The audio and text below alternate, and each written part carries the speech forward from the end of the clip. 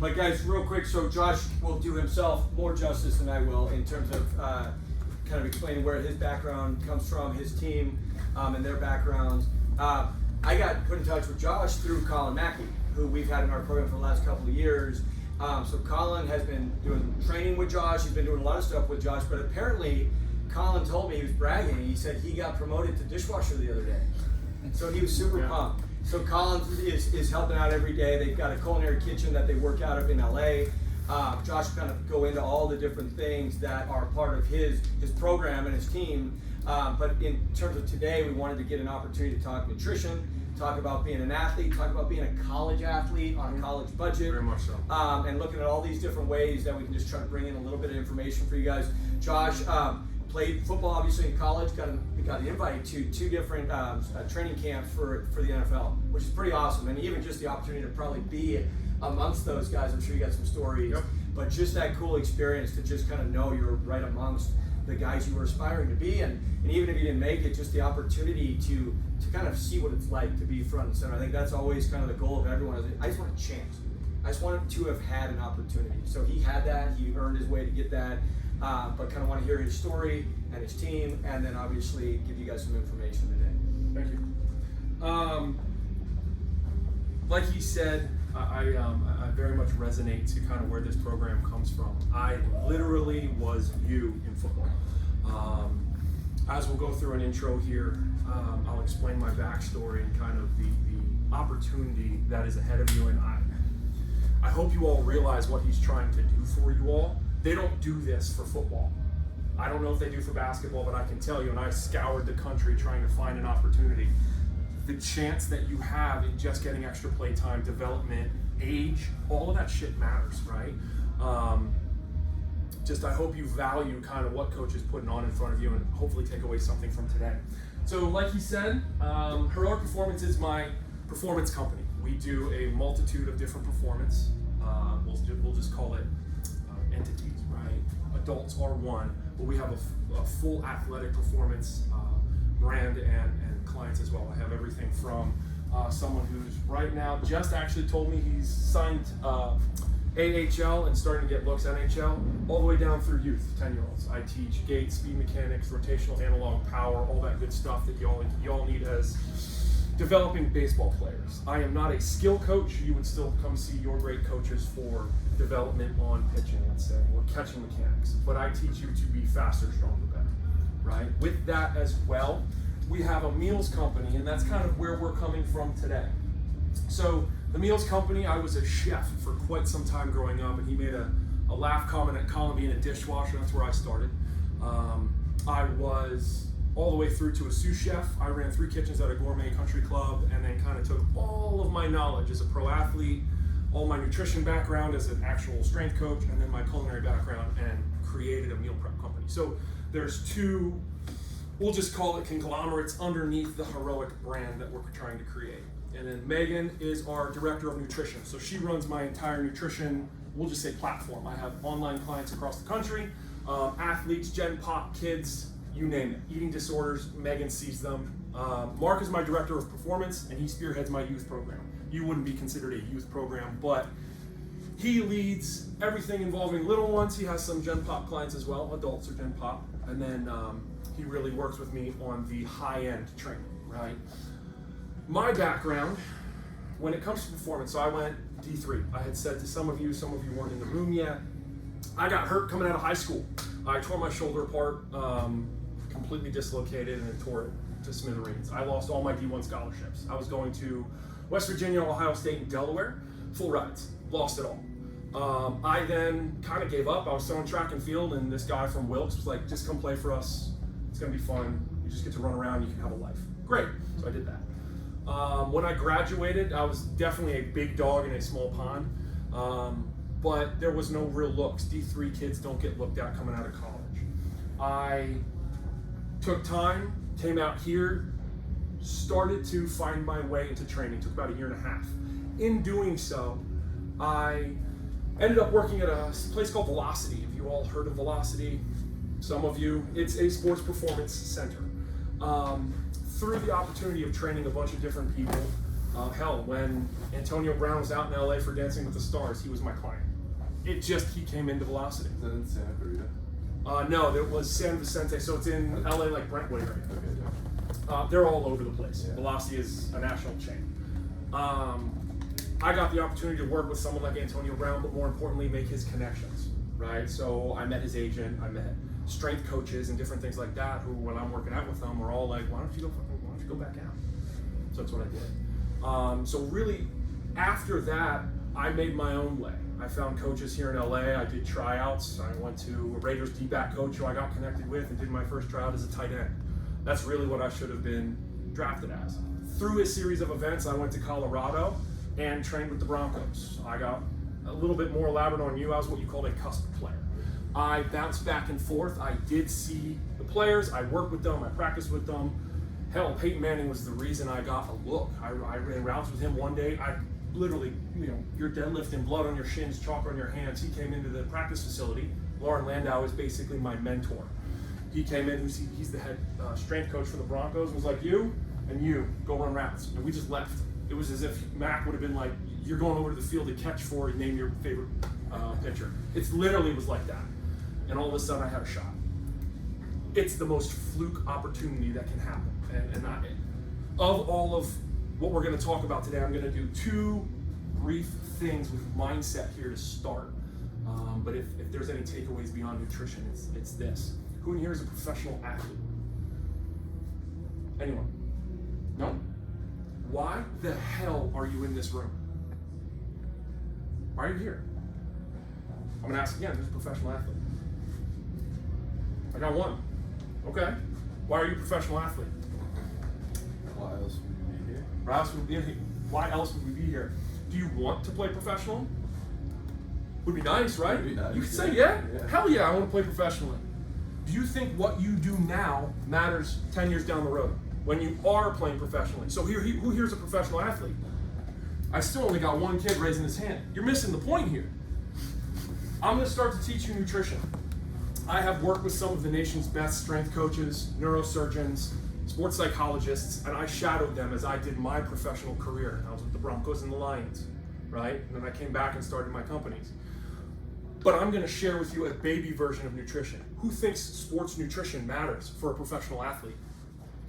We got hands there. So why would sports nutrition not matter to you? So who's here as a professional athlete? We've got some now. Do you see the correlation I'm making? Yes, no, he laughed, so I take that as like a kind of a yes, maybe, sort of, okay.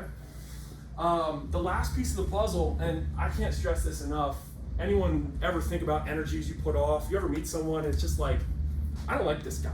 Can't figure out why, but I don't like him, right? Energies you put out. There's a conversation for I am statements. And this was some woo-woo crap that a coach taught me at one point that I did not believe in whatsoever. But if you look in my apartment now, there are pieces of paper literally strung to the wall, and it's these I am statements. I am X.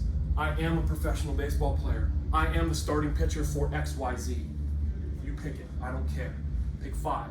Write them down in a notebook. No one has to see it. It's not embarrassing. You have to start to believe that you are that. Or why the hell are you going to pay attention to a nutrition thing? Go eat some burgers and french fries. Fuck it. Right? You have to start to take those steps now as 19, 20, 21-year-olds, I don't know your ages, but going into college. Because I can tell you, USC has a specific kitchen for their football players only. And when the coach says, you got to put on 10 pounds, that kitchen only preps for you what the coach allows. They're not professional athletes yet. They're just college kids. Aren't you going into college? You're already in college, right? So do you eat like that? That's where we have to start to get our mindset. Do you train like a professional athlete? Who here does? With Mac, with the team here, lifts, probably lift your asses off, right? Are you a professional athlete? Damn straight you are. You're getting to that point, right? So we have to eat like that as well. And that was kind of the point I wanted to make here in the beginning is enter this with a mindset of, I gotta get on this. Even if you don't have a budget, right? Even if you're traveling all over the place, and I'm gonna give you tips and tricks and supplements and mindsets and all sorts of good stuff. So just stay with me on it, but treat this as if you are sitting in a room with the Denver Broncos having their nutritionist sit with you, because I was there. And some of this shit is on those. I can show you the presentations. We have them. Does that make sense? So I'm trying to give you a very elite look at some basic level stuff, okay? So obviously, why are we here? Anyone know the difference between nutrition and sports nutrition? I'm going to tell you right now, I brought food. Everyone will be fed today by me, by our company. Those who pay attention and those who are like, I'm going to spitball answers, and who are proactive are going to get first choice of food. There are 3 different options on the table. So I'm going to ask again, who knows the difference between nutrition and sports nutrition? Throw some out there, I love it. I mean, the way I like interpret it is like nutrition is just like your average person who's not a professional athlete or an athlete in any regard. Whereas sports nutrition is someone who's they structure their diet around so they have enough energy to do what they, the tasks Okay. ahead of them. Oh, I like it. There's a differentiating factor in there. Go ahead. I think it's like I had the Whoop too. It's like sports nutrition. You don't understand how much you really need to eat because you don't understand how much you're losing when you're working out. Okay. What do you got? It's all hand. Well, I was gonna say, like, obviously, like, say bodybuilders, like you were saying earlier, like football players, how they need to be on a different diet than baseball players, right? Baseball players need different diets. I'm in. than Football players, it's just based off what you do, you know. Ha! That's it. 100%. That's it. This is from the Netherlands Nutritional Center. I found it a very useful graph. So, fruits, vegetables, meats, everything that makes up each of us. Basic nutrition. You gotta survive, you gotta eat stuff to live, right? You go do hard speed work. He's gotta get bigger to play his position. He's gotta bulk up a little bit. You've gotta lose weight to X, Y, Z. The specific tasks demanded on you by your sport creates the difference between nutrition and sports nutrition. We all need a basal level of intake. Does that make sense? You gotta eat food, you gotta live. From there, your high-level professional mindset sport requires specific levels of needs. Does that make sense? You must eat a little bit extra. Who here takes any sort of protein shake? Right? You are doing sports nutrition, right? Most people, do you guys drink protein? Yeah. So. A lot of Gen Pop doesn't, right? And I pointed to the coaches because they're just adult-aged males, right? No offense. You are elite athletes too. But protein shake, for instance, is something that a sport would demand. Now, it might be all sports, but it is a sport. Now, finally, we have supplementation, dietary supplements, vitamins, minerals. This is specific to him versus you. This is going to be you're low in vitamin D, you need omega-3s for your knees because you got bad knees. Very specific vitamins and minerals, supplements. We start from the ground up. And we're going to go over supplements here in a minute. I don't care if you supplement. If you don't eat, you can't out-supplement a bad diet. Does that make sense? So if you're eating like crap day in and day out, but I'm drinking my protein, I'm taking my BCAAs, I'm ready. Bullshit. You are not going to go run your fastest 60, 90. What do you guys run? 60. You're not going to run your fastest 60 on mac and cheese and hot dogs, right? Keep that in the back of your mind as we're going through this. I have a little reference, sports car reference. You've probably all heard it before. You wouldn't put unleaded gas in a high-end sports car, right? Never heard of it? Right? Think of a F1 car, right? Only the highest level fuel possible is going to make that thing run at its optimum time. So why are you going to put in unleaded fuel? Make sense? Kind of keep it in the back of your mind when you think about food. You're sitting there out to dinner. What are you going to eat and why? High-level sports car, because we are, I want to hear you guys say that back. We are professional athletes. Thank you. Who knows the difference without me? Who knows what a calorie is? Who's paying attention and wants first choice of food? Holy hell, coach, how do you have a team? This is ridiculous. Actually, he was first. What's calorie? Like the amount of energy it takes, like raised on like 1 degree of water or something. We got a nutritionist. He went like way into that shit. That's some science. Yes, it's the amount of energy it takes to burn 1 gram of water. Yes. Water. Protein. Who's got protein? This one's an easy one. You already answered. Big dog. Protein has amino acids in it to help your muscles grow, basically. Okay. Building blocks of life, right? Protein synthesis, right? Heals, repairs. Who knows what carbohydrates are? I saw you cheat. Nah, you already answered. Come on, give me another one. Like sugars? Sugars, excellent. Who knows what fats are? I want to rewind. Carbohydrates, sugars, also. Like complex chains of like carbon. Good. Complex chains, there's complex and simple. Yeah. Sugars are your main source of what? Energy. Energy, exactly. Now, Who knows what fats are? Who knows what fats are? Energy storage. If you want to go, if I keep moving, but like, are you looking at the screen or you know this? If you want to go lift or something, you got this class, man. Good job. Major sense of storage, right? It's also the primary use for your brain, right? Brain uses, I think it's about 80% fats in the body, right? So you ever have those days in school or something like that where you're like text, or study, and your brain feels foggy? Eat a scoop of peanut butter. I bet you in about an hour or two you'll feel great. It's that kind of thing. Make sense? Any questions here? I'm wondering why sometimes AJ, I wonder if he even knows his own name, and yet I find out he's a NASA scientist right now. That's weird. Yeah, who here plays video games? Whatever you just said, that was good. People play video games? You ever like play any sort of like Mortal Kombat where you're like mixing button mashing and different like combinations and things like that? Very much like him, my mother would always be like, man, you can't memorize for your spelling bee or for your vocab test, or you can't read the Iliad or the Odyssey, but you can memorize those the cheats for your video games like nothing. Hey, if it resonates, dude. All right, open up, I think it's page 2, potentially page 3. So this packet that we've given you, I wanted to create a cheat sheet. Coach, I got you right here. I wanted to create a cheat sheet for you guys. Keep these. Paste them up somewhere. This is everything you could possibly need to eat like a, what do I want to hear you call yourself? Thank you. This is a base level sheet. Don't, overemphasize things. However, it's a start. Obviously, nutrition gets very in depth, and I don't want to overwhelm you on one day. So, challenge food list. We have a grocery helper, and we have a food listing grocery helper on the right. So it's like, this is the bulk, and this is the individual concept. Right?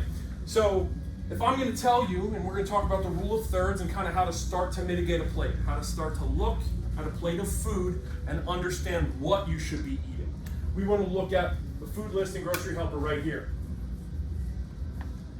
We want protein, carb, and fat. For now, just think about that. Looking at your sheet, someone call out, what's a good protein choice? What are we having for dinner tonight? Give me a protein. Chicken. I got chicken, we got bison over here, I like it. Everyone look at your palm. He flipped it over and was like, oh, I'm on this one. All right. We want to look at this. Tuna. I want a tuna steak that looks exactly like that. His helping a tuna steak, and his helping a tuna steak, and his helping a tuna steak is going to be different. I should be eating the most in the room. Makes sense? I'm the biggest one here, right? Yours is going to be your portion. Pretty straightforward and simple. This is called the rule of thirds. That was one. Pick a carbohydrate. What's going with our tuna steak? Potatoes. Potatoes. I love it. I want you to close your fist. If I have a plate, this is a plate. It is a closed fist of carbohydrates. So I want that amount of potatoes. I don't care if you can't measure it. Obviously, math is hard for some of you. I get it, right? I don't need you measuring out cups. And yes, you should technically down the line. It'll get more in depth. For now, protein, carb. What do you think this one's going to be? Vegetables. Vegetables. So I want you to imagine there's a big bag of frozen vegetables. You're going to scoop your hand in and plop it on your plate. Broccoli and cauliflower. That's how much my plate should be. Obviously, I've been eating a hell of a lot of food, but I'm a big dude. I got to eat this much food, right? Base level nutrients, right? Nutrition. Sports performance we'll go into. Any questions with that? Any thoughts? Fats.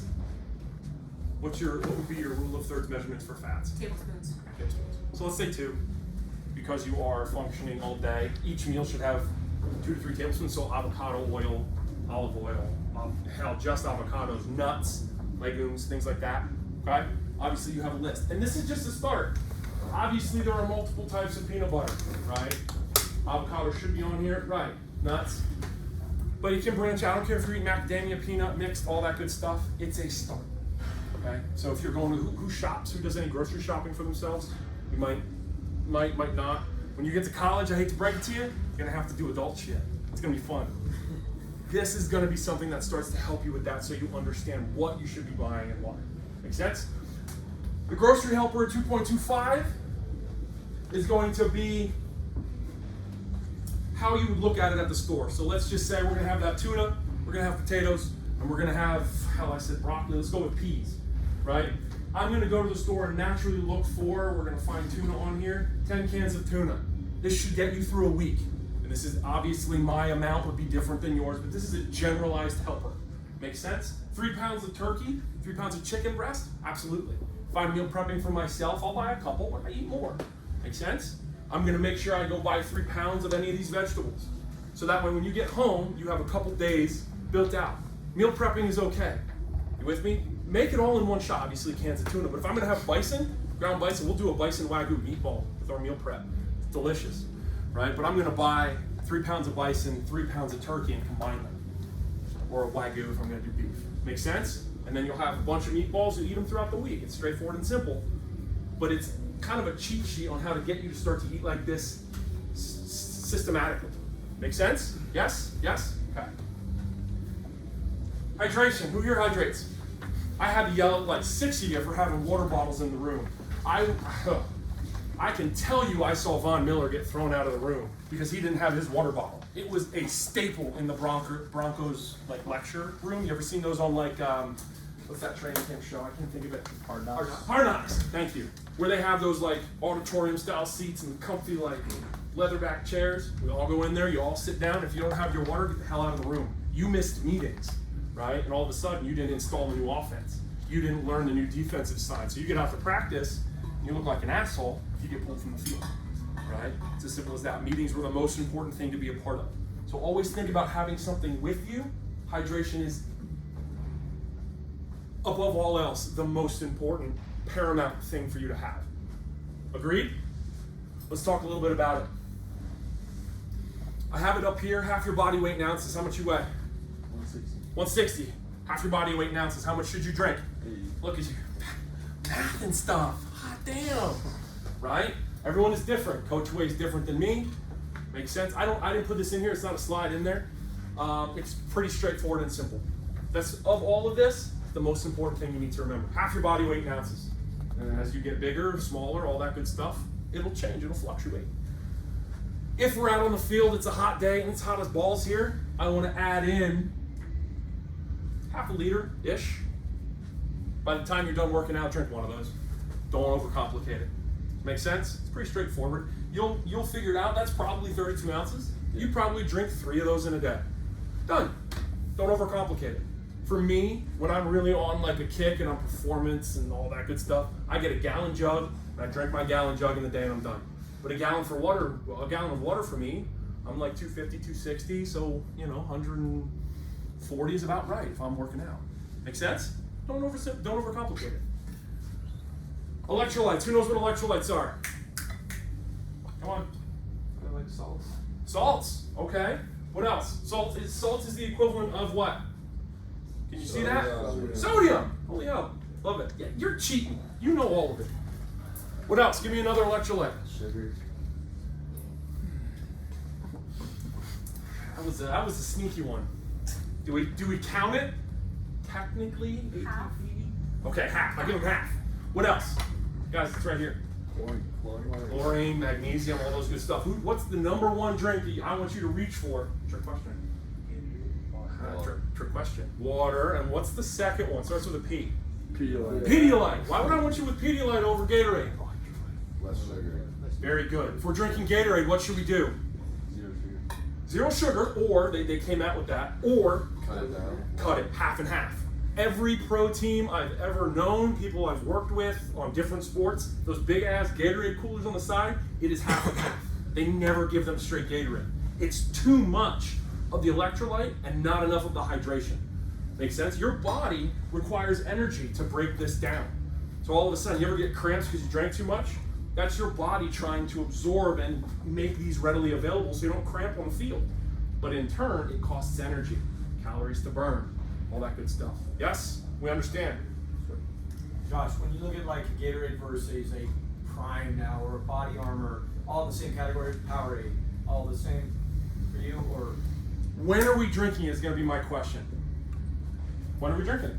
but during During a game? Yeah. No Body Armor. Too sugary. Really high in sugar count. Phenomenal for you, post. And we're going to talk about pre, intra, and post here in a minute. And that's one of your slides. But The body armor and stuff like that, while phenomenal, a lot of nutrients, a lot of vitamins and minerals, again, takes energy for you to burn. I want your body focused on performing to the best ability, right? So we want water as the primary, little bit of electrolytes. When is the most important time to hydrate? Damn, sir, I like this kid. We got 1 and 2. Excellent answer, right? The night before. Technically, you could even say 2, because we're going to get into alcohol because you're all going to college. And if anyone says they're not going to drink in college, I'm going to say bullshit. But technically, that if we're Saturday game, that Thursday night starts your hydration period. If you're drinking things that are dehydrants, it is going to affect your performance. For me, I would drink a half a bottle of Pedialyte before my game, the night before, and then we'd wake up at like 9 for a 12 o'clock kickoff. I'd start the other half a bottle. Once I got into the game, I would just drink my water like normal and have something on the sideline because I would sometimes cramp, but I would, potassium and all that sort of stuff, right? Dietary supplements, for me, potassium was a thing. Remember that final piece of the pyramid? I had to mitigate my own nutritional needs. Make sense? Without looking, what's my formula for water? Half your body weight. We're learning. How much should I drink while I'm performing? About a bottle, half liter-ish. So about a bottle, okay? Any questions here? Obviously careful with sugars, and that's where your the body armor conversation comes into play. Make sense? Other like Pedialyte alternatives, like Give me one. Electrolyte, and I know there's that Gatorade one. Are you talking like the tabbies that you put into water that like? No, it's like they sell them at There's like a gas. Gator Light. Gatorlight, but there's the Gatorlight is going to be like what? It's pretty much Gator. It's very sugary Gatorade. But there's a Gatorade one that has like no calories. Yeah. That's like, I would go with that. Be careful of sweeteners and things like that. But again, I don't want you diving too hard into it. Pedialyte before a game, Gatorade and whatnot would be my recommendation and have it. Yes, but then we talk about, we have to compare nutritional labels. They sometimes put extra sweeteners or things like that in there that do more harm than good. It gets out of hand. Pedialyte, Gatorade, water. Keep it simple. And I went with the tabbies because that's what I thought you were talking about. Hydrolyte is one of them. Noon. Oh yeah. Noon. Be careful of Okay. caffeine. We're going to talk about caffeine in a minute. But they're all good as well, right? You'll actually find sometimes there's less sugar and sweeteners in that. Cool. Any thoughts on the cool? I have one question. What Talk about to the me. stuff like Liquid IV, like the packets too? 100%. Liquid IV is phenomenal for you. I put that up there, and a brand that I've used is Hydrolyte. It's the equivalent. Absolutely phenomenal for you. The hydration multiplier concept is kind of bullshit. It's electrolytes. Yes, it is helping you prolong your performance levels, but it's a fancier version of Gatorade. I do believe it's more effective personally. Well, From the nutritionist. it's also salt instead of sugar, so it's gonna process different. Remember, Okay. right? Number one electrolyte. Cool. The big one, alcohol. Who likes alcohol? Yeah, you're all like, I'm not gonna put my hand up. I'm not gonna do it. We have to just admit the fact that at some point in your life you are going to drink, and it's going to be around sports. Okay? It does a detrimental amount of negativity, we'll call it, to your performance, to your nutritional output, input, all that good stuff. For the most part, it is a dehydrant. We should just look at it like that. And again, I'm going to try and keep this as surface level as I can. It gets very complex. If I'm dehydrating muscle tissue, what do you think that tissue is going to become? Tight. What? Tight. You're tight. Excellent. Our body is like rubber bands, right? You are literally a stack of sticks sitting there with rubber bands all spun around you that allows you to do these crazy movements, right? What happens when a rubber band dries out? Snaps. Breaks, it snaps, right? So we need to think about lubricating that rubber band. Alcohol, caffeine, do the opposite. When you dehydrate something, it becomes brittle, it becomes rigid, right? There's no way I can look at you and say don't drink. A lot of schools will have a dry season. It's actually the captains on the team that will implement it. It is a dry season in season. I know for our college that was a big thing, that we weren't allowed to drink, and if someone found you at a party, they told the coach, and then there was all hell to pay. But when you're at that level, who here's a professional athlete? Are you going to sacrifice a night of partying to go get in that all-star moment in the game the next day? At the end of the day, it doesn't fucking matter. I'm going to party all off-season, right? In season, we are here because we are professional athletes, right? You'll go into spring training, things like that. The same rules are going to apply. I also want to touch on reduced recovery. Heart rates are a big, and someone, I think it was you who said whoop, right? And again, this is a very complex piece of equipment that they've made very simple. When we look at heart rates, there's the gaps between beats, and then there's your actual resting heart rate when you wake up. Okay? Who knows what a resting heart rate is? Like what it should be? Any ideas? Beats per minute? Just throw some out. Like between 40 and 60. Damn straight. Okay. I wasn't ready for someone to actually know that. I got the whoop. Oh, you cheater! You cheater! Anything below 60 is an elite athlete. Anything below 60. Lance Armstrong is like 45 to 48 back when he was in his heyday. Obviously steroids, but like back when he was in his heyday. That is going to be a check on kind of your overall health, cardiovascular health. The gaps between where my heart beats, boom, and then there's a line, boom. It's called your heart rate variability. That's the fluctuations of your autonomic nervous system. That is your adaptation to all the crap the coaches put you through, all that hard work, games, family, stress, girlfriends, drinking, all that shit is your heart's regulatory system on how you're adapting. Alcohol is a direct gut check to that system. And I'm talking, you'll go from doing really well, you'll wake up, you'll be in green, you'll feel really good, to you have a drink and your heart rate goes all over the place. And it's, you ever, like, you feel flutters at night, things like that. I'm not saying if you guys have drank, haven't drank, but even when you're getting sick, you ever have restless sleep that your heart's fluttering? I don't know if you have. It's very common. That is reduced recovery. Do you think you could get up and go run your 60 the next day? Could you max back squat, come in here and throw as hard as you can if you're sleeping like crap? No, because we're performance athletes, we're professionals. These are the most two important things to think about. Then we go down the list on injury frequencies, cognitive disease, and then obviously it makes you sick. So just back of your mind, drink responsibly around the season. I feel like if I'm gonna hit on nutrition, I had to tackle this, okay? Any questions here? Now, this is the next sheet. I wanted to take the things we learned. Who remembers the rule of thirds? Throw some out. Show it to me. Is it this? Remember, it's the palm. Cool. Protein. Carbs. Who's got veggies? Yeah. How many of you got, how many fats?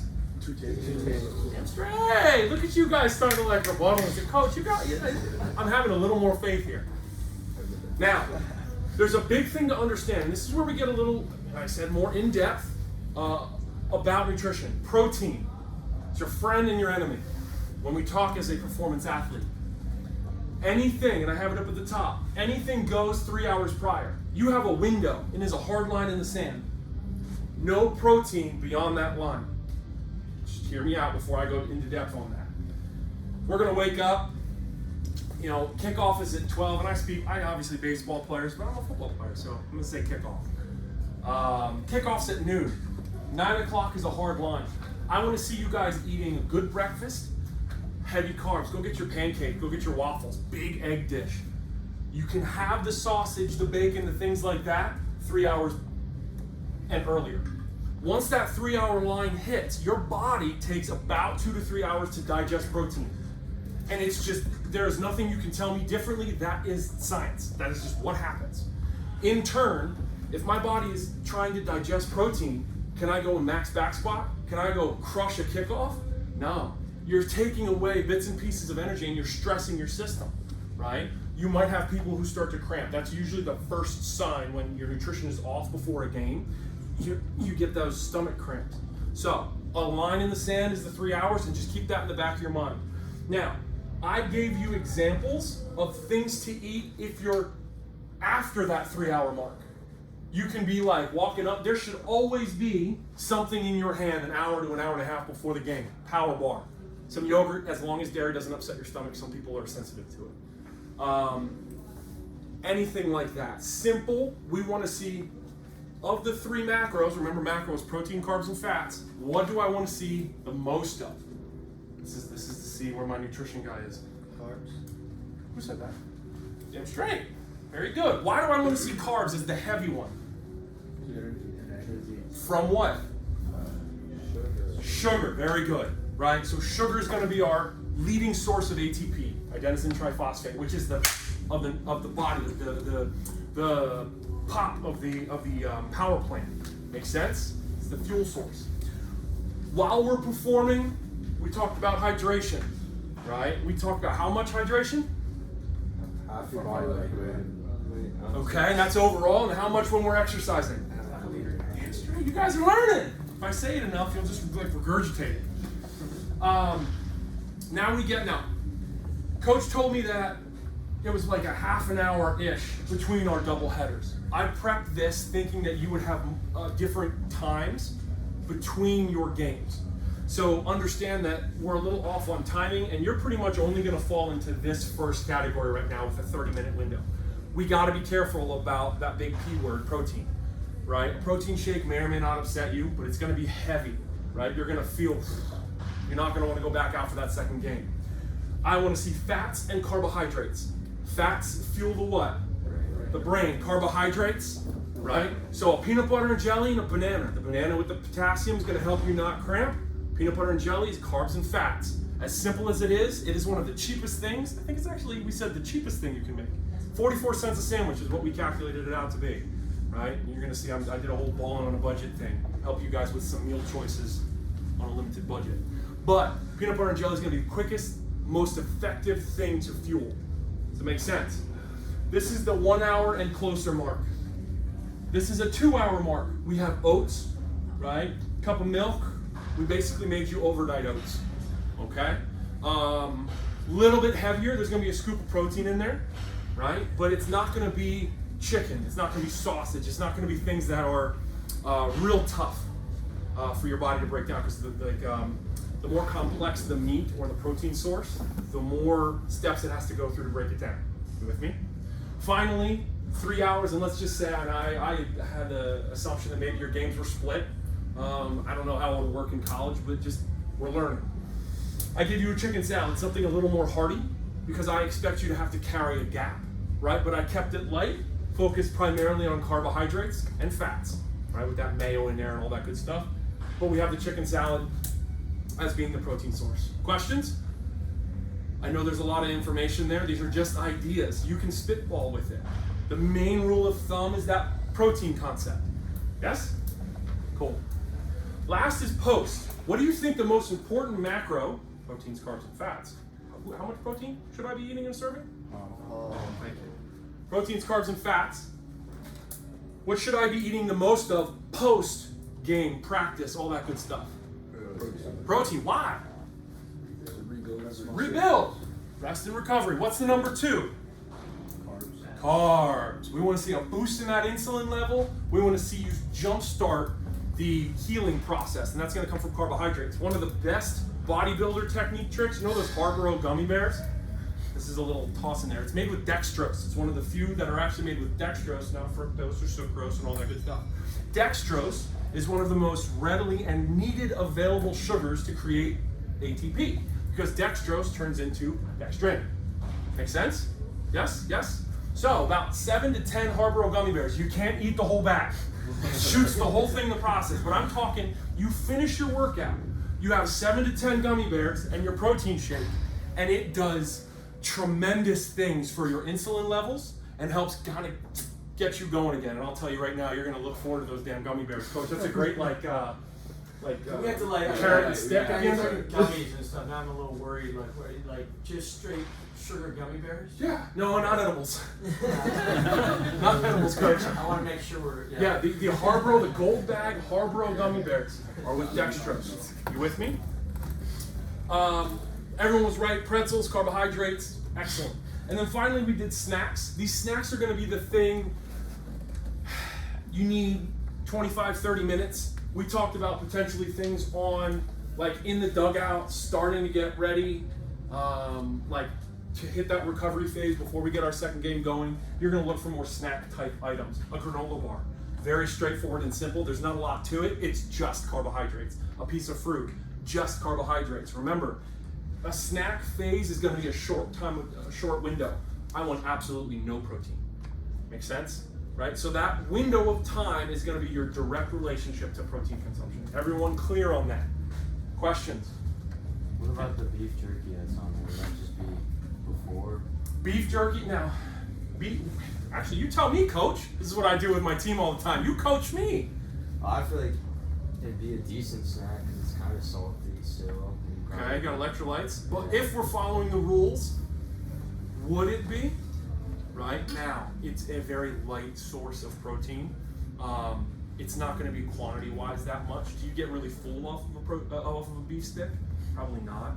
I need you thinking more. I need to sustain. You got to make it another 9 innings. You think a beef stick is going to get you through 9 innings? It is not a bad opportunity.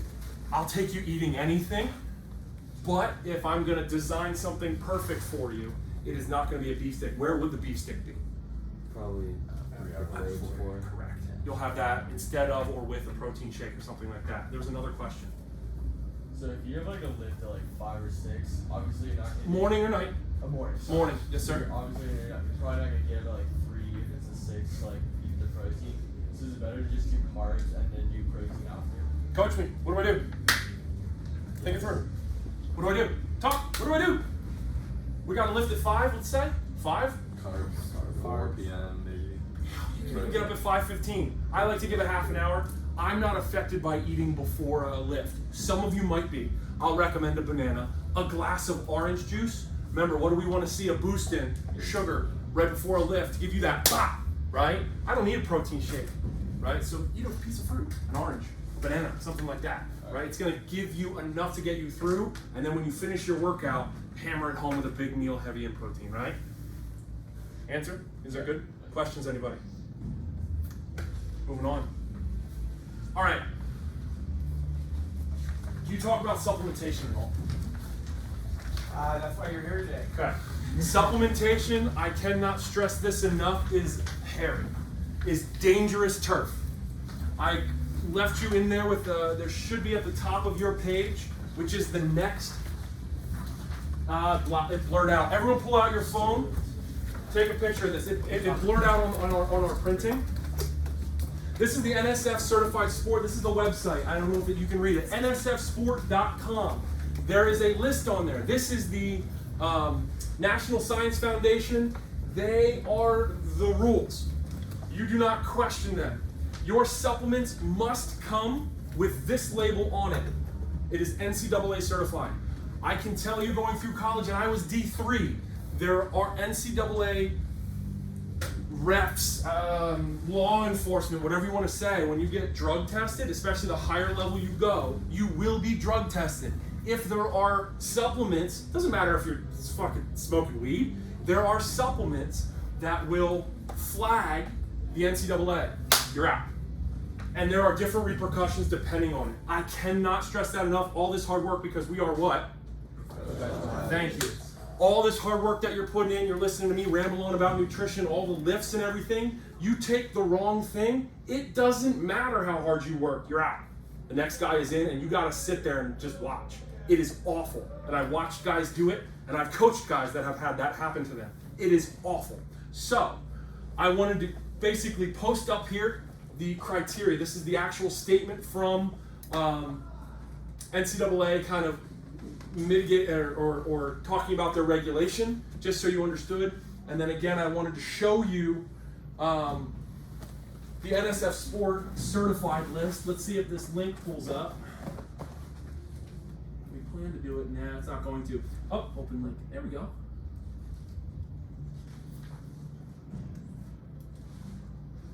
Is it going? No. Uh-oh.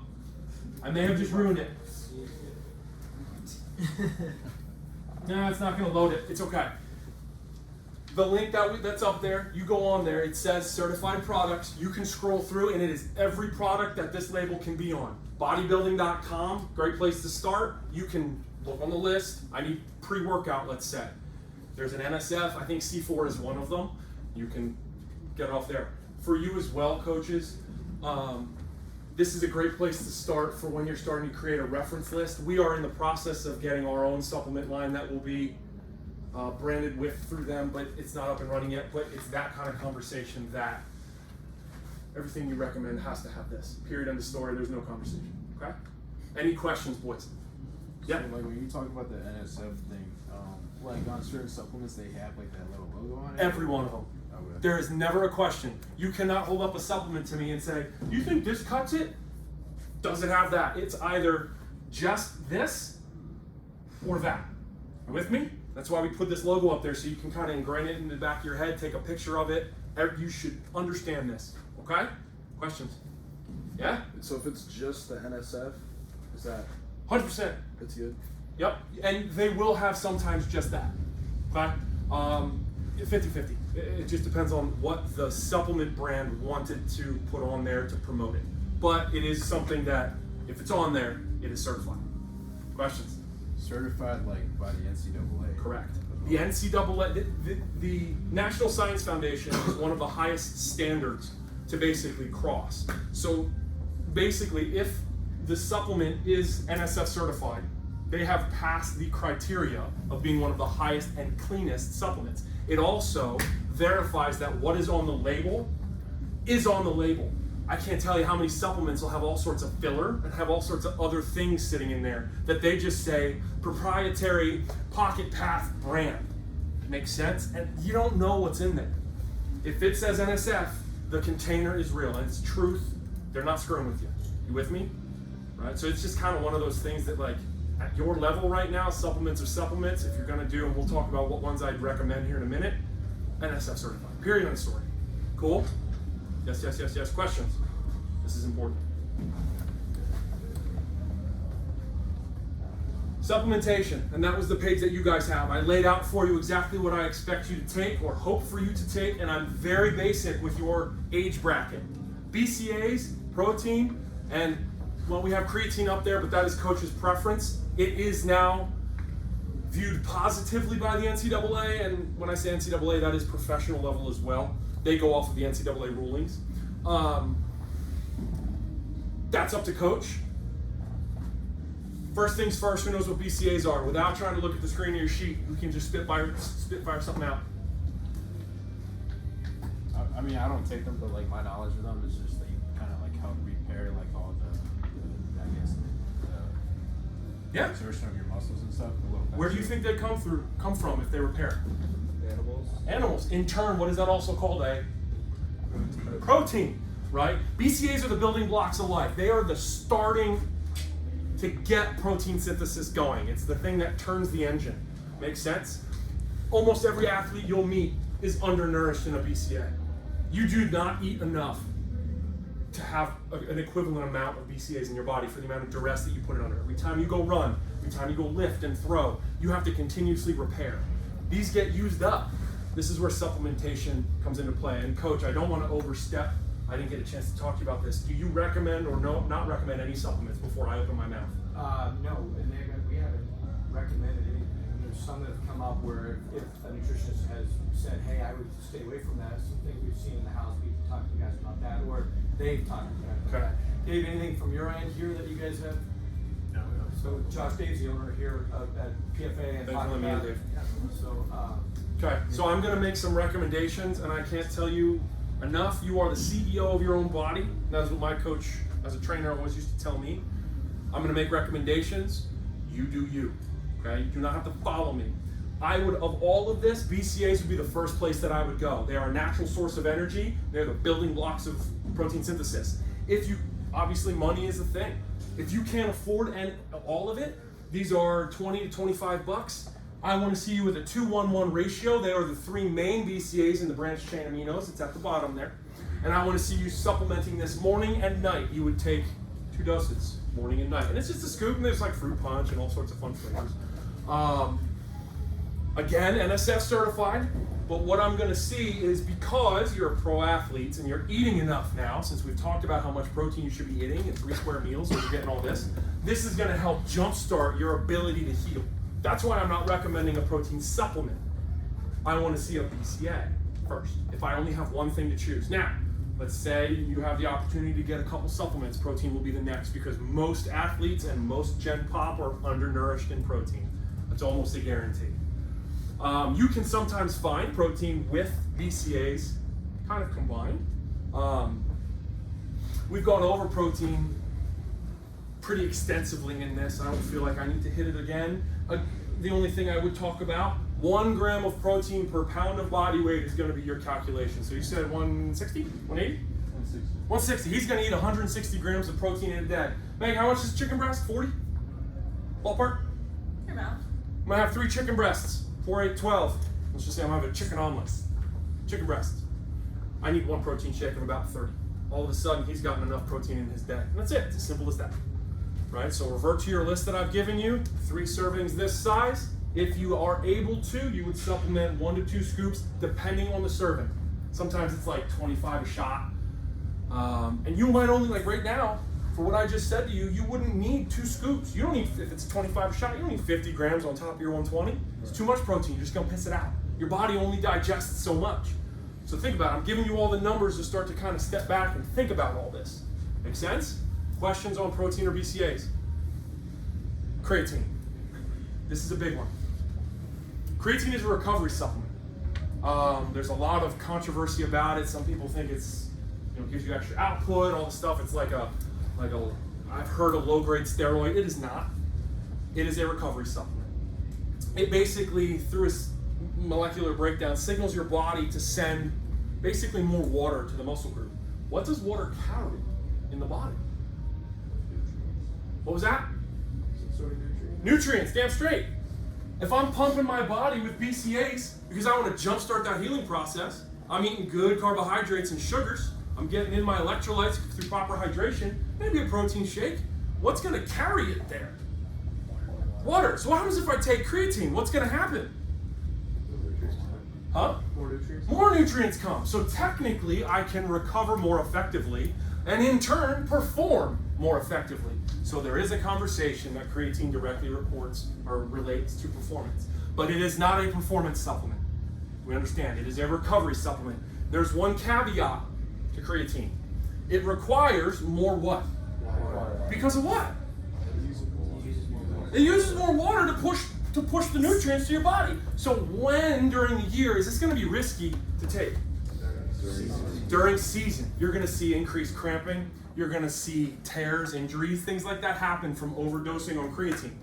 Technically, I would like to see this in your off-season regimen. I understand baseball season is long. Whoop-de-doo. Creatine starts after. Okay? Protein BCAAs are your go-tos right now. Obviously, everyone has their own supplemental needs beyond that, but this is like the basic building block. Last piece of the puzzle on supplementation is going to be caffeine. Who thought of caffeine as a supplement? I got you. Stimulant. Makes you focused, makes you alert, especially for a hand-eye coordination sport such as yours, right? Caffeine has a direct relationship to dehydration, right? It's an inverse, right? More caffeine in the body, more dehydrated you become. The same conversation that we had with protein about caffeine should play in effect. I do not want to see caffeine in your system prior to a game and your workouts. Does that make sense? It sucks. No black coffee, no energy drinks, no Red Bulls, no shit like that. But I'm giving you a source of natural energy. BCAAs will give you a kick in the ass. They are, your body uses them. It's one of those like side effects of a BCAA. You with me?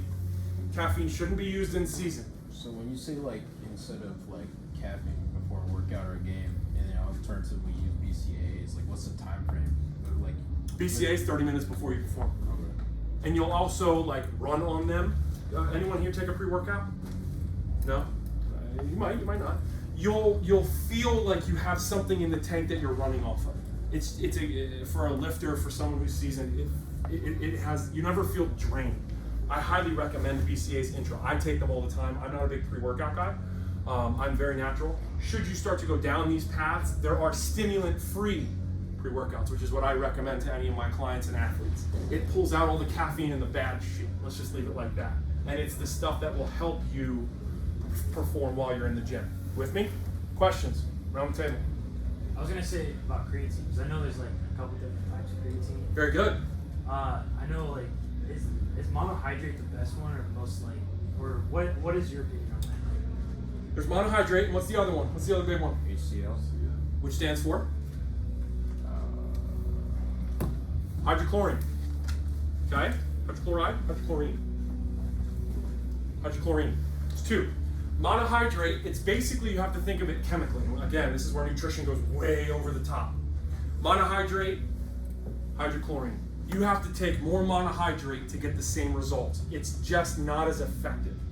Hydrochlorine, it's a smaller dose, does more in the system. It's also substantially more expensive.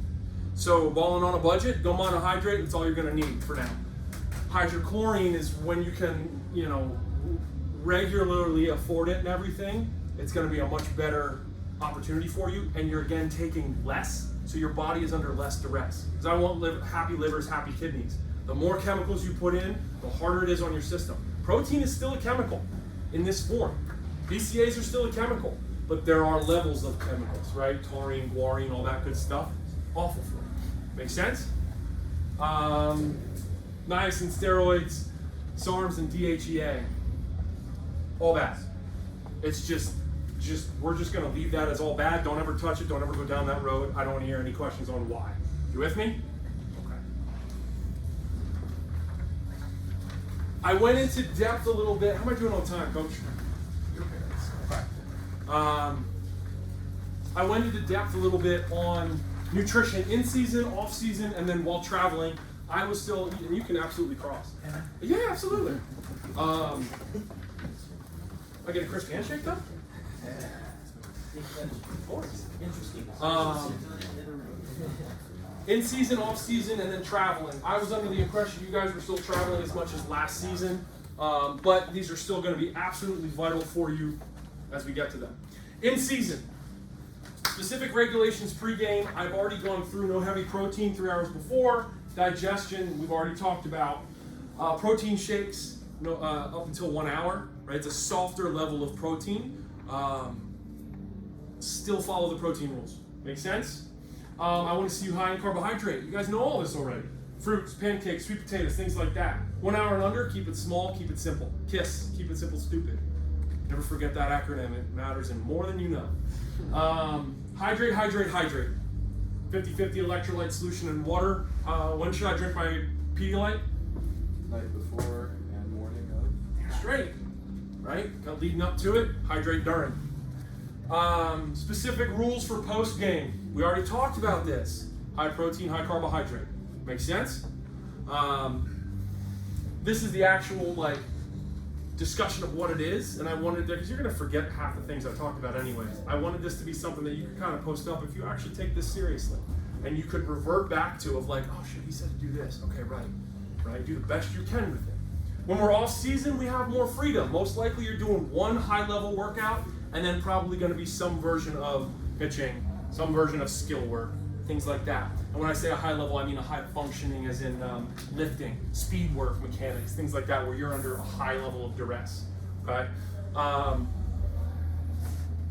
Think what your goals are, and your coach will help you with that. Bulk, cut, speed stuff. If I'm gonna do speed work, I gotta have more what in the body? Energy. Also more sugar, right? So you actually can have a direct relationship to output for speed and for high level. Let's say, you're working on your fast level. You can see sugar intake performance in small bursts. You were gonna say something? Well, we touched on when they should be consuming stuff like the BCAAs and the protein. I was wondering if you had the insight on when to consume the creatine if they choose to take some. Very good. Post-workout. What is the cause, pre and post, depending on your seriousness with it? What is the cause, or what is the purpose of creatine? recovery. So post-workout will be my first go-to, and if you have the opportunity to take it both, because it gets expensive, pre and post. Okay? Talk to me. So you said 3 to 5 grams a day. If you wanted to do pre and post, you'd do like split it up like 2.5 Yes. each. Okay. Yes. How long does it take for the creatine to really start to work? Hour? Half an hour to an hour? Ballpark? Ballpark. Everyone metabolizes differently. General rule of thumb is half an hour to an hour. But I honestly, realistically, for me, I take a scoop of my creatine, a scoop of my BCAAs, and I drink that as I'm walking into the gym. I do my stretching, my dynamic warm up, all that stuff, and I'm just sipping on it. I might even let it lead me in, because a workout's an hour and 15 minutes. I'm gonna let it lead me into it, and then I'll finish it up, fill it with water, bang my water down while I'm working out, and then you're gonna take it again, technically, post-workout. Yes? No, I just had a question because like I've heard like different conversations Yeah. about the whole thing about like dry scooping. Like if you were to like do like creatine or BCAAs, like is it more efficient to like mix it in water? Or What just, is the like, most important thing I want you focused on with your body? Hydration. What was it? Hydration. Water. Do you think it's smart to dry scoop? Well, no, I'm saying like Coach me. Coach me. Put a dry scoop in your mouth and then just chug it down with water. Like does that do the same thing as just like mixing in water? I heard you raising your hand. So I will say that those types of things tend to stick to water molecules, so the more water that you have with it, the more effective it's gonna be. Okay. You also might get an upset stomach. When you do something like that, it's a big concentrated dose. Like Rocky Balboa stuff, like the egg. Right.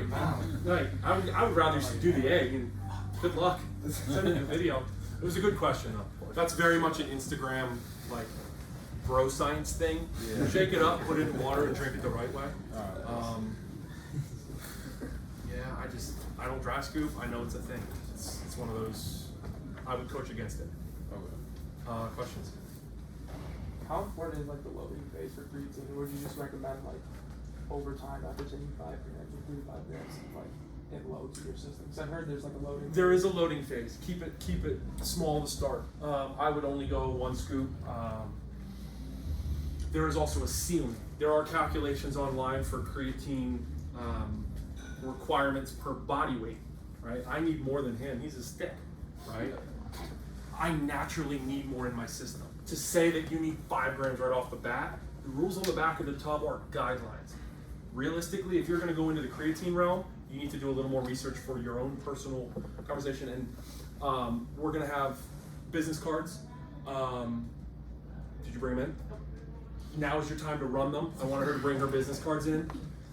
She's our team nutritionist, so I wanted you all to have the opportunity, should any of these questions ever arise, and we'll get to it at the end, you can ask us as well, and we'll always respond. It's creatine gets hairy, right? BCAAs, you'll pee it out if it's too much. Creatine can damage your internals, okay? So it's a higher level chemical. Cool. Did that answer your, you can cross. Did that answer your question? Yeah. Talk to me. So HCl, is there a loading phase for that? Same conversation. Same type of Same conversation. It's just gonna be less, but it's more potent.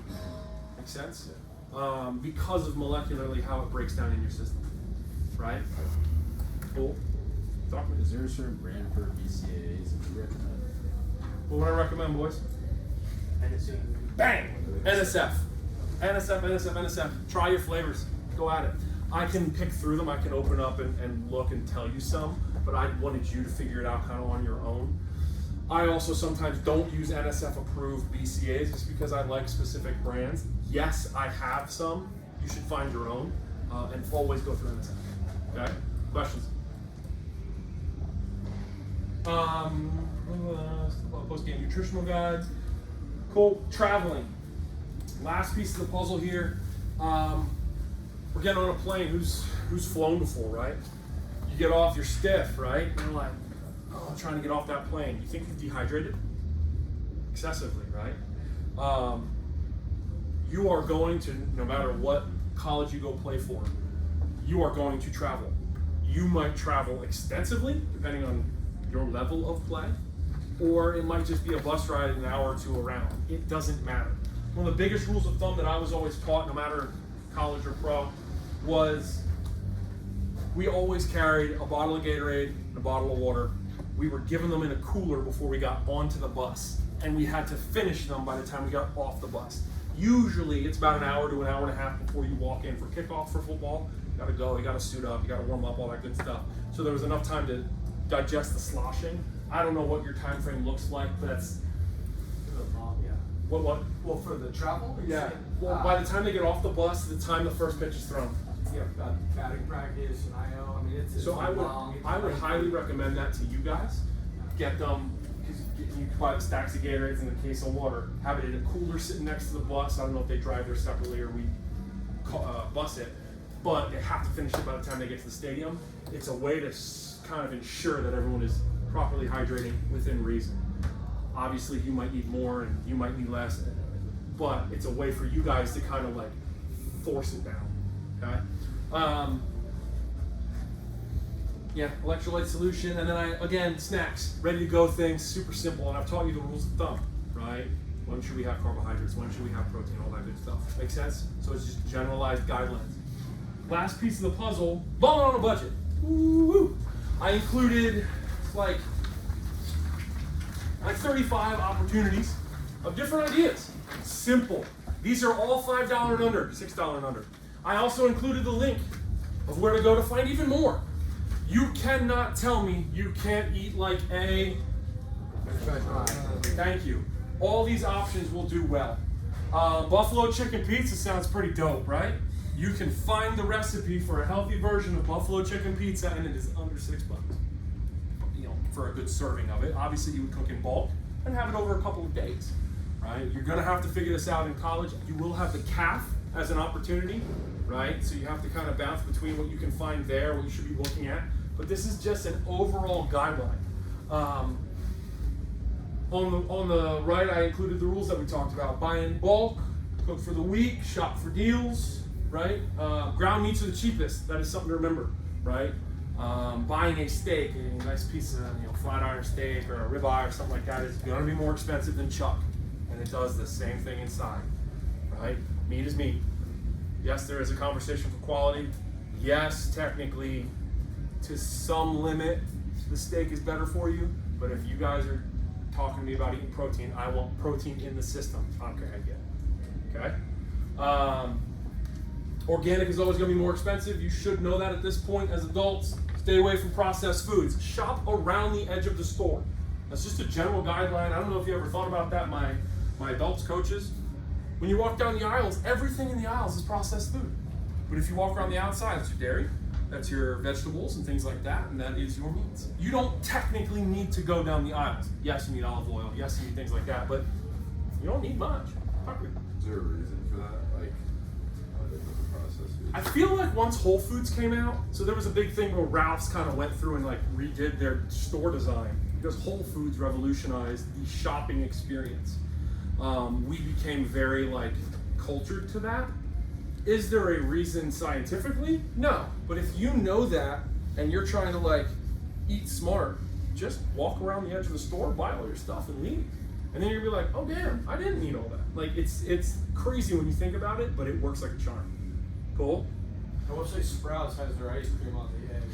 Yeah? Risky. That's risky. Technically it's dairy though. Dairy, yeah. Yeah. It's like what? Bacon is vegetables because they eat grass. It's the same conversation.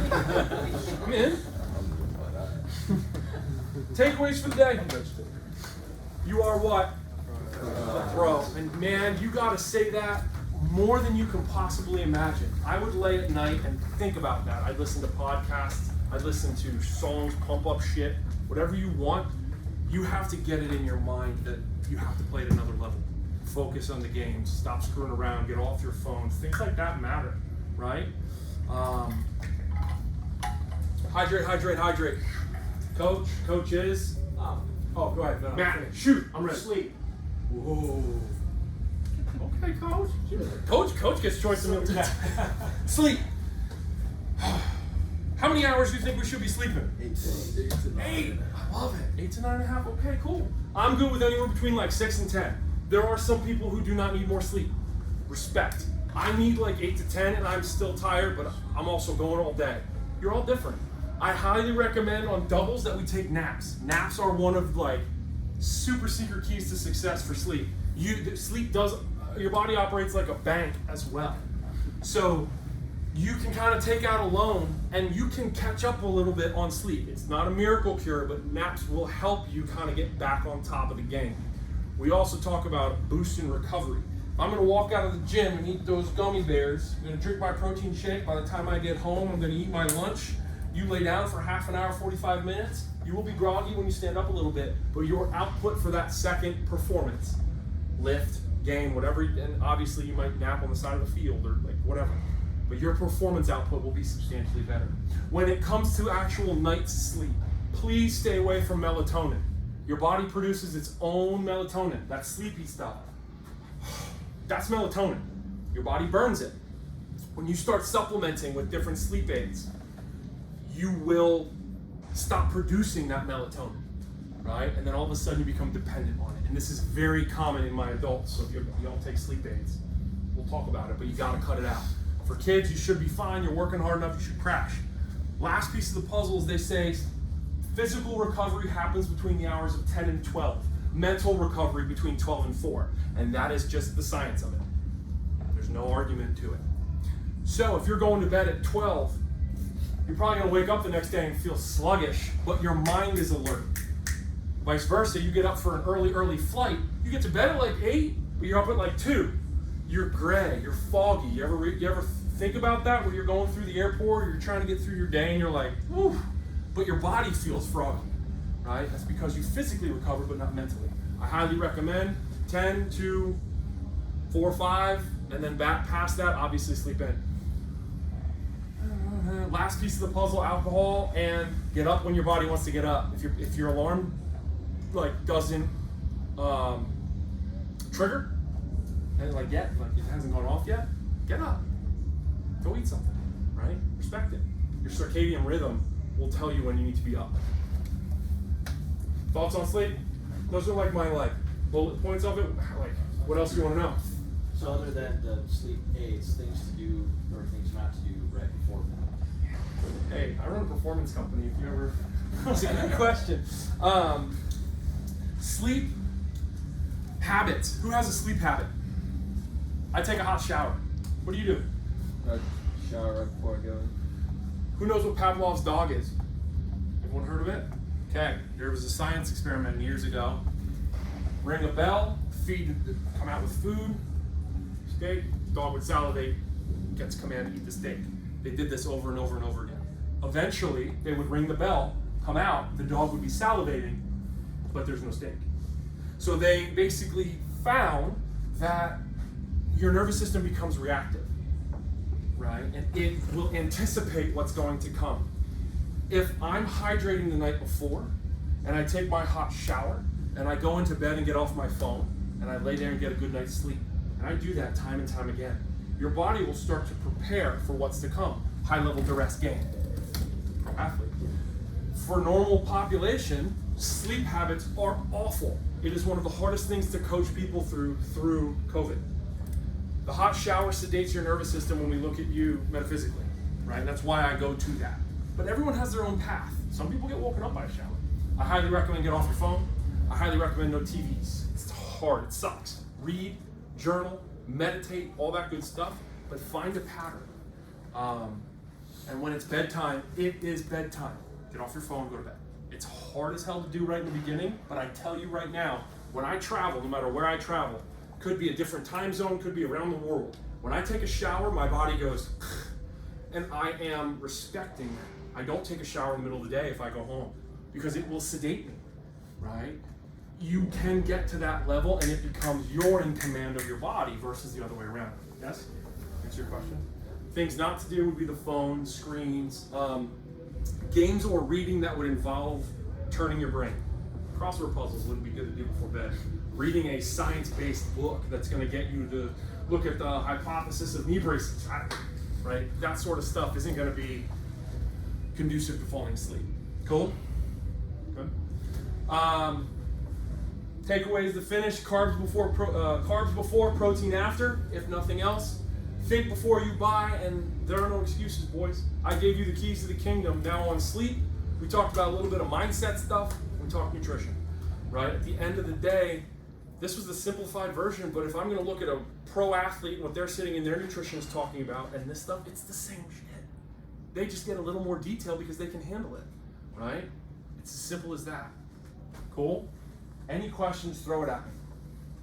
And you talk about like not taking melatonin, because the last thing I played with, we had a nutritionist who said that something like tart juice can promote like Something like tart juice. tart?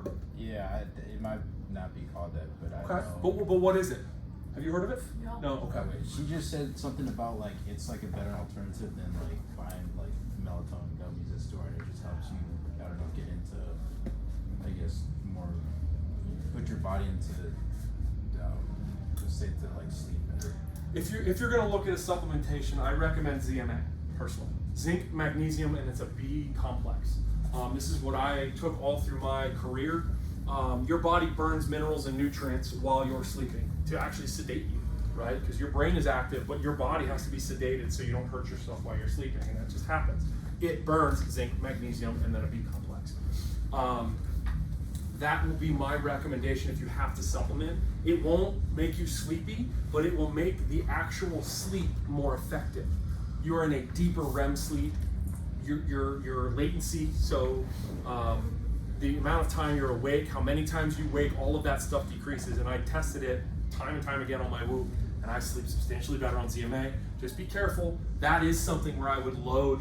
It even says it on the bottle, because too much of it will make you groggy the next day, because your body's still trying to burn off all those minerals. Make sense? I would look into tart. I have to see the label, but I'm not going to make any sort of a recommendation because I don't know what the product is. Okay? There was another one. I was gonna say Whoop. I was gonna ask you, worth Whoop, it? there it is. What? Is it worth it? 100%. Oh God, all of you. I'm at the point where I'm starting to push it on all of my clients, especially my athletes. She has one. Mark and I have to have a conversation about one. It is one of the most effective tools. It monitors sleep. It monitors stress on the heart. It gives you a recovery score based off of heart rate variability, resting heart rate. It will give you precursors for you being sick. It will also give you scores to help you dictate the aftermath. Am I going to work out hard today? Am I going to stress myself? Like all that sort of stuff. Do I need to be meditating? Should I take a recovery day? If you have back-to-back bad days, you might be getting sick. It really does matter. Now, you're between a rock and a hard place as an athlete. Coach is going to come in here and be like, guys, we got to kick shit out of a workout. And your recovery score was a 15. Sometimes you just got to suck it up and be a big dog, right? But overall, it is absolutely vital, I believe, for all higher level athletics. How expensive is it? Like $257 for the year. They do it based off of a membership. I believe you can do it monthly, but there's a discount too. It's $250 for the year, then taxes. Cool. What's your opinion on like a plant-based plant-based diet? What about it? Well, You know all the rules. I mean, from what I know about it, it's like you can, if you are on a plant-based diet, it can be as effective as just. Why? And I'm a meat eater. She was a vegetarian for a hot minute. Why can't it be as effective? You know every piece of the rules. How much Why? protein? How much protein should you eat for your body? Don't tell him. I told you the formula. Yes. How much? Yeah, and then how much overall? Who remembers? Now everyone yell. 1 gram per pound of body weight, right? I don't care if you get it from legumes and peanut butter. Now, your calories are going to be all over the place. A lot of the times you have to supplement protein on a vegetarian or plant-based diet, but there are pea proteins, absolutely. If that is your path, 150%, we actually have a lot of, for our meal prep service, a lot of people who are vegetarian or specialty needs. It's absolutely doable. Hell, one of the, Mark, you might be able to actually confirm, one of the past Olympic lifters won gold and was a plant-based diet. I don't know what weight class. It's very doable. You just have to understand that you are at a deficit in protein because you are not eating meat. But everything else is great. Yeah. Cool. Do you think there's like a long-term difference between the two? What do you mean? Does one do more harm or one better? Yeah. What makes you happy? What makes your gut healthy? That's your gut is a secondary brain. What makes you feel good, right? I just had Thai food last night. My stomach is not happy with me right now. I can tell you Thai food was not a good thing for me to eat, but I ate it anyway, right? If you don't like meat or don't want to eat it or allergic to it, don't eat it, right? You do you. Get your numbers. There's no excuses, right? Any other questions? Anything that's on your mind about nutrition, sleep, performance, this is your chance. Josh, the window of time after a workout where, you know, body's breaking down a little bit and replenish with the proteins, is that a hard number? Again, so everybody's a little different, but is there a habit that you This has create? just been talked about. There's actually contradicting science. Some, for a long time, it used to be within the hour, you have to have your protein shake in the hand. There's now science that says about 8 hours is your window. I personally love finishing a workout, having my shot of gummy bears, and banging a protein shake down in the car ride home. That's what makes me happy, right? I feel better doing it, so I'm gonna do that. If you guys don't like eating right after a workout, don't. Do you have any contradictory argument to that? It's a very controversial, get absolutely across there. Yeah, go ahead. It's a very controversial topic because there's science on both ends now. So you do you, best you can. I would personally probably say if you're gonna get on a bus ride and come home for like 2 hours, I would get something in their hands. But it doesn't have to be anything crazy. Cool? Questions? Anything? All right, boys. Food. So those 3 lunches that are up there for intro. We did all 3. We have the overnight oats, we have the chicken salad wrap, and we have peanut butter and jellies and bananas. My boys, I have 8, 8, and 8.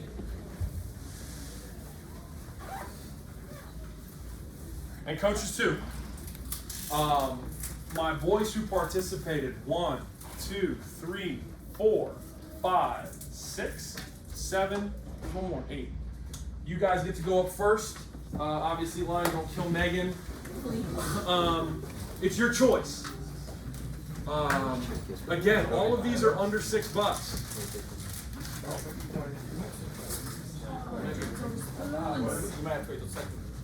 What y'all want? So there was in the oats is. Quiet over there, Eli. Eli, let Brandon take all the good. There's Let Brandon take all the. I talk more than this there's guy. chocolate chunks and then there's Nothing to eat. Answer. Yeah, bro. Okay, so long calories.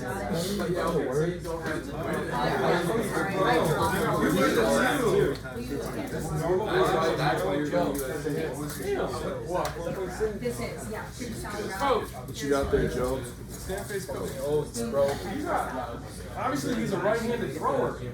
Absolutely. We got he's all off kilter.